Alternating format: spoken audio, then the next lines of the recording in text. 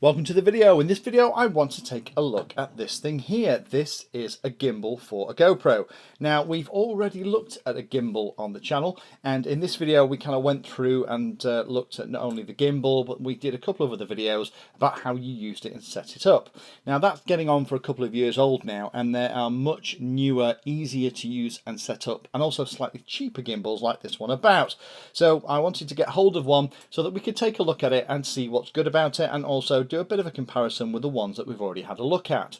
I do need to say a very big thank you to Banggood.com for sending this to us. I'll put a link in the description if you're interested in getting hold of one of these for yourselves. And what we'll do in the video is, first of all, we'll go through what comes in the box, because there's lots of extra bits and pieces. We'll take a close-up look at the gimbal. Then we'll talk about the configuration and settings that you can do on it as well, which actually isn't a lot on this one, which for some might be a little bit underwhelming, but for others like me means it's great. It just kind of works. Then we'll finally look at trying it with other non-GoPro cameras, and then finally look at what I think about it. So the first thing we're going to do then is have a look in the box. Let me just put this to one side for a second and we'll show you what comes in the box. So the box itself is quite a nice design. It opens up and we get a number of manuals and other bits and pieces. We'll come back to those in a sec.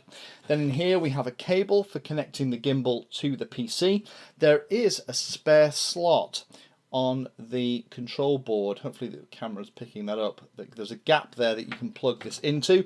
At the moment I can't find a PC application that lets you interrogate or change any of the settings on this thing. I've also emailed the support guys to see whether or not they can put us in touch with any software that would work with this and the gimbal, but so far haven't had any reply. If I do find that out, check the description because I'll put the details in there. Other things you get as part of the kit, you get a number of different dampening balls, so that it comes with these black ones installed that are already on it, but then we have the white and the red. And then we have two mounts, the kind of mounts that you can put underneath a frame that mounts onto the tubes, and those screw into the holes at the top of the plate. And then the last couple of things is there's a cable here to connect these additional pins at the control board up to a receiver, and we'll look at that in a little while. So now we've looked at this, let's just zoom in a little bit and let me give you a little bit of a closer view of this thing in action. The first thing you notice about this when you pick it up is how light this thing is. It's about 166, 170 grams all up, and it is very nicely made. I do quite like the way they've done it. They've even enclosed all of the drivers in this kind of rubbery coating that you can kind of peel back. It does mean, however, that it'll only fit certain cameras. So we have a very, very light chassis here, but it's really for GoPro only, and I'll show you what I mean. The way you mount the camera is you just get your GoPro 3 or GoPro 4 and you push it into this ring, and you can just do this little nut up, and that's how the camera is connected. It is nice and secure, but it does mean that the rest of the camera is exposed to knocks, and you can't use this with any other kind of case. So if you're going to be flying in dangerous environments where your camera might get bashed, then this probably isn't going to be the one for you. And then by default it kind of naturally balances. Now what I found is that to get it to balance perfectly, I have to put a little bit of extra weight just on the outside of the GoPro, and that seems to make the operation much smoother. Otherwise this motor is always fighting to kind of level it, because you can see here it's not quite heavy enough. Now if you use a GoPro 4, is what they do is they give you an extra screw in the bag. So this actually came at the bottom of all the bits. I didn't show you when we're looking through the contents. So you have this kind of counterweight screw that you screw into this side, and then that means that the weight is all balanced for the slightly heavier GoPro Hero 4.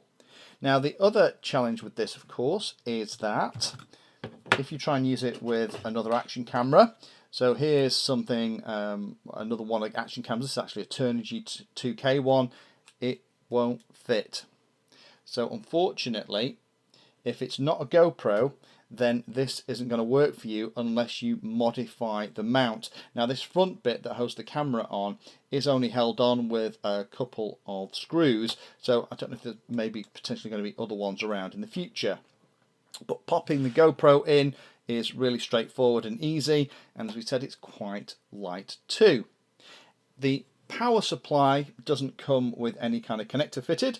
That's not a problem in my opinion, because that's normally going to be connected to something like the power distribution board or the 12-volt cable. And the input for this is 3S to 6S. It has a little kind of power regulator in line on the way up. I'd recommend wherever you can try and run it off a 3S battery or a 12-volt regulator, just to make sure that this little thing hasn't got to dissipate all that heat.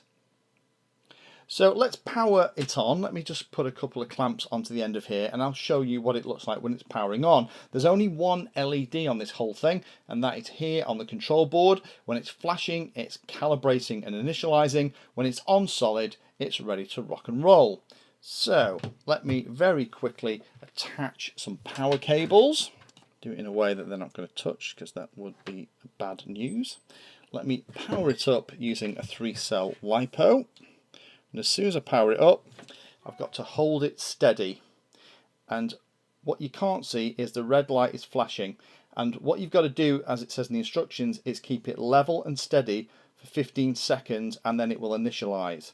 And then once it's initialized and happy, and you tend to find that it will go slightly overshoot and then come back. There we are, it's now done.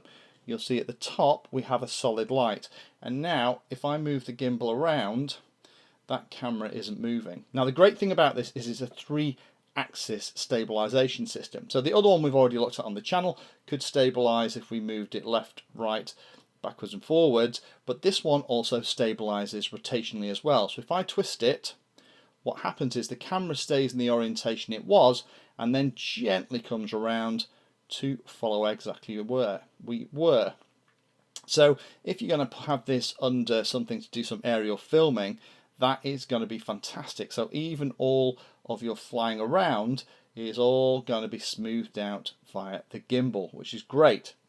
So the next thing we'll look at then is, let's look at what these inputs are that's actually on the top of this control board. We have a connection for negative, then we have a connections for channel 1, 2 and 3. I've actually had to connect these up to figure it out. This is a screenshot of the manual as it comes from the manufacturer. It isn't really good at explaining what each of them do, so let me just put this on a rig and I'll show you exactly how this all works. So now we've got it configured like this, we'll actually talk about how you can wire up this control board. As we've just looked at, there's a negative pin and then channels 1, 2 and 3. Now in any servo cable that you look at, you'll tend to find that the end, here's one kind of close up, you'll usually have a red pin in the middle, you'll have a black pin which is ground, and then a coloured pin, normally like a yellow or a white, is normally the signal. Now you can plug that into any receiver and then plug it into here. Now you don't plug every black cable in, you just plug the white ones. And what I mean by that is, what I'm going to do to kind of simulate a receiver just so we can test it, here is a servo checker, and what I've done is I've just plugged the output wires into the negative pin and the signal pin. So negative is blue and the signal pin is orange. And then on the control board here, I'm going to plug the blue wire onto the negative pin, and I'm going to plug the orange wire onto channel 3. We'll do that one first. Let me power this up. And then what we should be able to do is control one of the axes with this control board. So there we go. So now channel 3 controls the pan, or left and right. So if I'm not exactly pointing in the direction I want, I could connect up channel 3 to be pan. So next thing we'll do then is let's plug that in to channel 2, which is the middle one, and see what that one does. So there we are, it's now looking down. I'm not sure if you can see that. Let me just move the camera a little bit. So here we are, we're now plugged into channel 2 on the little control box, and now by using my little servo checker I can actually get it to tilt down and tilt up. It's a much slower movement, you'll notice, than the side to side that we've just seen. So that's the second one, and the last one then should be for the other axis. So that's how you need to set it up. So now we've had a look at that, let's just pull back and I'll give you my final thoughts on the gimbal.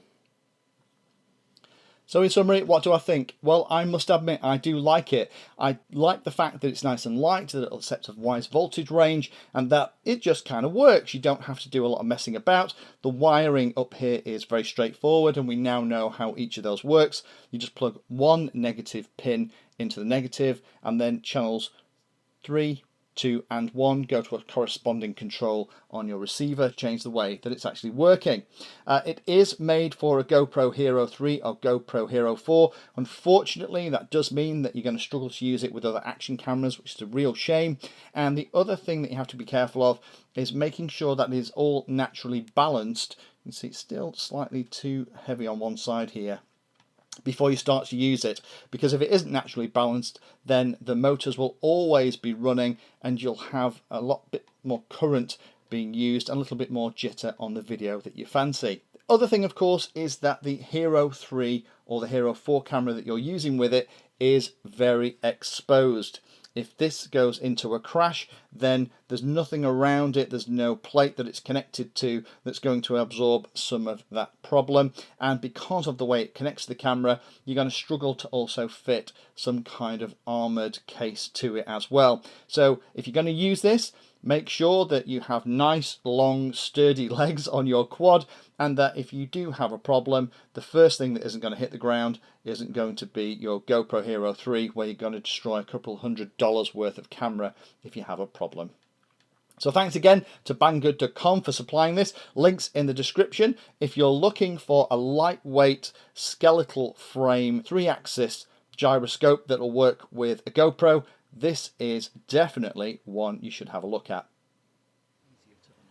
Thank you for taking the time to watch that video. There are lots of other videos on the channel and they're carefully ordered into playlists, so you may find that there are other videos on this same subject that you can go and watch. So I would recommend going into the playlist area of Painless 360 YouTube channel and looking around and seeing what there is. You never know what you might find.